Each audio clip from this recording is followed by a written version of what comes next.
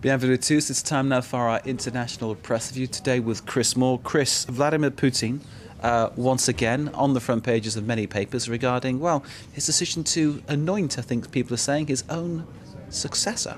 Exactly, anointing or just giving his backing to a long-standing Which amounts to anointing friend, in Russia, doesn't it? colleague and ally, Dmitry Medvedev. Obviously, that's all over the world's press this morning, the reaction in Russia and around the world to that election on March the 2nd. And the focus is very much on to what extent Putin will be pulling the strings from beyond the grave, as it were. Let's kick off with the Moscow Times. Putin backs Medvedev as next president. Good news for foreign governments, says the Moscow Times. There are obviously fears from foreign governments there that Putin might try and stay on for a third term.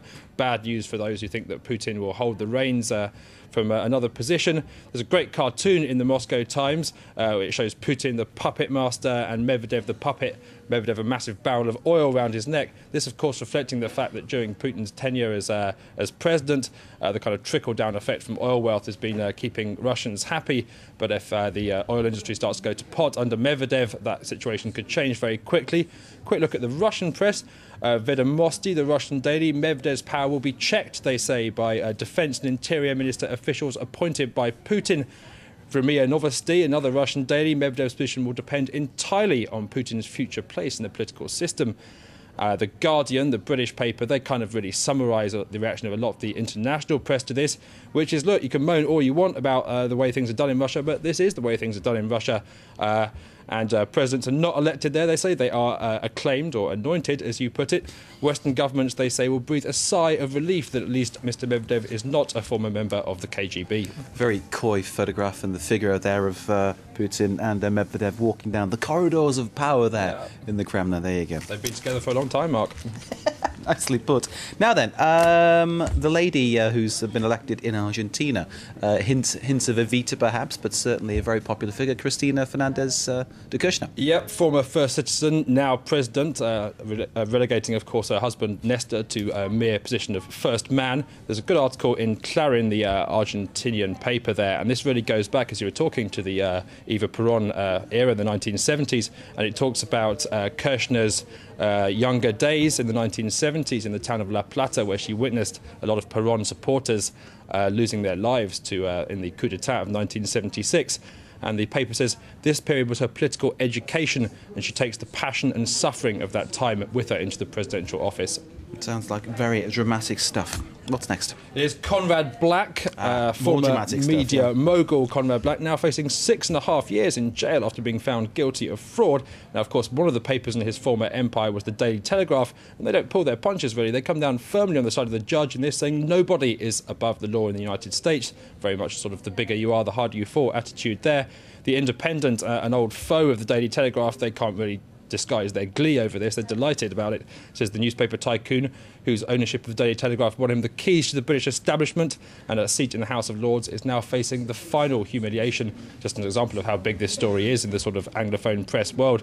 I mean, he was the third biggest international owner of newspapers at one point, and given the argument that goes on over newspaper ownership... Actually, at one point saved the Telegraph. You've got no time at all, but give us your last story, which I think might amuse us. The Times, the British Times, a Chinese story. Trapped and starving Chinese miners cook leather belt to keep their spirits up.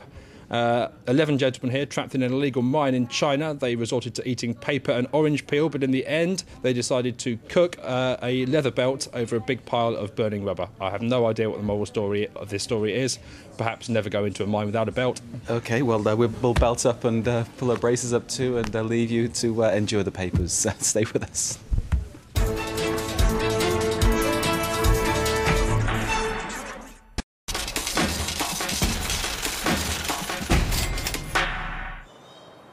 Asian investors look to the US for direction, a shaky economy in Japan, and foreigners to own more stocks in China. Those are this morning's headlines from the Asia Pacific. But first to the markets. And in New York yesterday, the Dow Jones was up 101 points at 13,727. The Nasdaq up 12 points at 2,718. And here in Tokyo this morning, the Nikkei started with an early rise. Despite gains on Wall Street, concerns about economies on both sides of the Pacific may worry investors in Asia on Tuesday. On Monday, stocks here fell amid a weak US jobs report. Investors were also looking for direction ahead of the Federal Reserve's interest rate decision later today. Matsushita and Nikon were among those declining. The only boon was the weakening yen, which may help exporters sell more overseas. But after the close in New York on Monday, there were further signs that the subprime crisis is far from over. Washington Mutual, the biggest U.S. savings and loan, reported heavy losses last quarter. It slashed its dividend by 70% and said it would fire more than 3,000 workers. That announcement added to concerns that the U.S. economy is headed for a recession in 2008.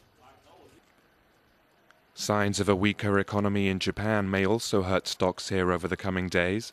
On Monday, the Economy Watchers Index showed that shopkeepers are more pessimistic than they've been for 4 years. Wages for most Japanese aren't rising, and consumers are spending less to offset record gasoline prices. The Bank of Japan will release its closely watched Tankan Index on Friday. That may show confidence at small businesses dropping for the first time since March. Last week, Japan said growth last quarter was slower than expected. Amid weak demand at home, manufacturers are looking overseas. But with signs of a U.S. recession, they're hoping that orders from Europe and China will save them in 2008. China is opening its stock market to more investment by foreigners. Overseas institutional investors are currently only allowed to own $10 billion of Chinese stocks. That will increase to $30 billion, although China didn't say from when.